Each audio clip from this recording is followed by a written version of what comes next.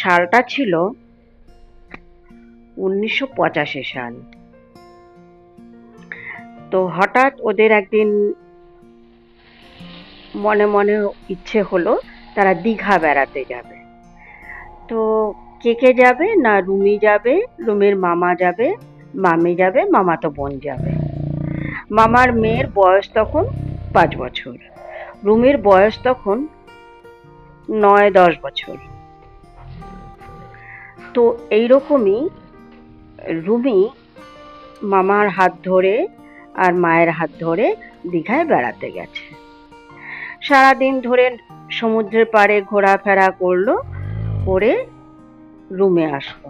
তো তার আগে বলে নি, ওরা বাড়ি থেকেই ঠিক করে গেছিল যে হোটেলে খাবো আর একটা রুম নেব, সবাই মিলে একটা রুমে থাকবো।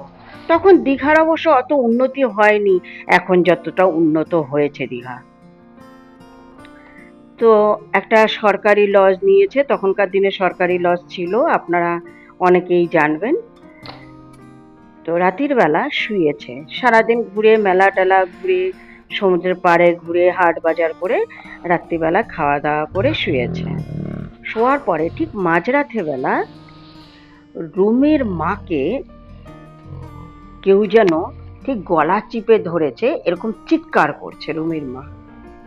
তো রুমির মামি আর রুমির মা খাটে শুয়েছিল, একটা সিঙ্গেল খাট কোনো রকমে শুয়েছিল, আর মেঝেটা বেশ বড় ছিল। তো বাচ্চাদের নিয়ে মামা নিচে শুয়েছিল, মানে রুমি আর রুমির বোনকে নিয়ে।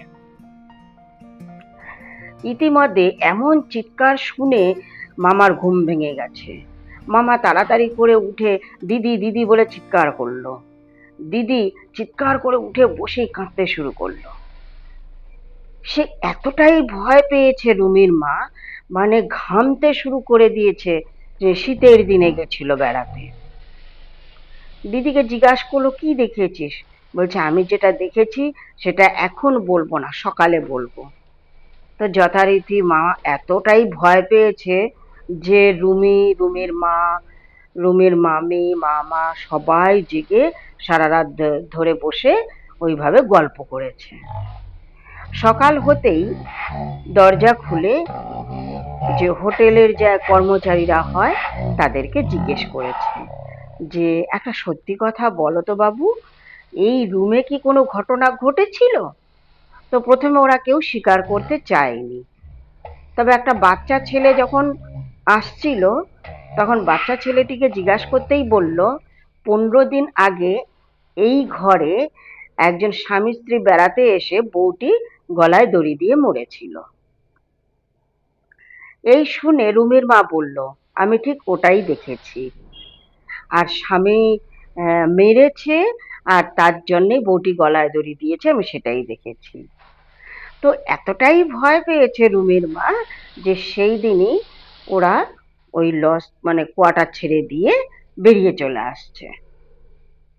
ওরা 2 দিনের ট্যুরে ছিল, তো 2 দিনের ট্যুর কমপ্লিট করে চলে আসছে। আসার পরে বাড়িতে আসছে। আর রুমির মাকে বেড়াতে নিয়ে গেছিল এই কারণে, রুমির মা অসুস্থ ছিল। তো ডাক্তার বলেছিল একটু হাওয়া বদল করতে। তখনকার দিনে মানুষ তার দূরে বেড়াতে যেত না, কাছে পিঠে ওই দীঘাটাই কাছে ছিল। সেই হিসাবেই দীঘাটাই ওদের বাড়ির কাছাকাছি ছিল বলে বেড়াতে গেছিল। যথারীতি বাড়িতে আসলো, বাড়িতে আসার পরে রুমির মার ধুম জ্বর। জ্বর কিছুতেই কমে না, কিছুতেই কমে না। আস্তে আস্তে ডাক্তার, বৈদ্য, তান্ত্রিক সবাইকে দেখানো হলো। অবশেষে জানতে পারলো যে রুমির মা এমন ভয় পেয়েছে, ভয়ের চোটেই হয়েছে। তো যাই হোক, রুমির মার জ্বর কমেছে। এইরকম ধরনের একটা অভিজ্ঞতা রুমিরা সঞ্চয় করেছিল।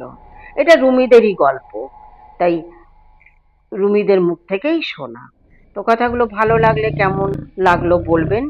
আর এই ধরনের ঘটনা দীঘায় একবার নয় বহুবারই ঘটেছে, আপনাদের জানা থাকবে। হ্যাঁ, তো ভালো লাগলে একটি লাইক করবেন, আর হাসিতে থাকুন, খুশিতে থাকুন। কলমে রুমি, কণ্ঠে জয়া দে।